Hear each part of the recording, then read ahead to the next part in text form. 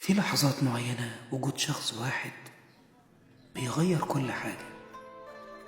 وعلى فكرة مش لازم يتكلم كتير ولا مطلوب منه يعمل حاجة خارقة، مجرد حضوره بيطمن، بيهدي، بيخلي الدنيا أبسط.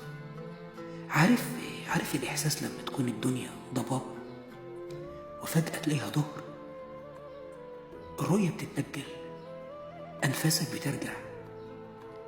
الشخص ده وجوده مش رفاهية، دي نعمة. بين كل الناس هو اللي قلبه بيسمعك قبل ما تتكلم. على فكرة أنا مش بطلب كتير، بس بترجاك تفضل جنبي، بس من غير وعود ومن غير شروط. عايز بس خطواتك تكون قريبة مني، لأن كل مرة كنت فيها لوحدي أكيد كنت بتمنى تبقى موجود.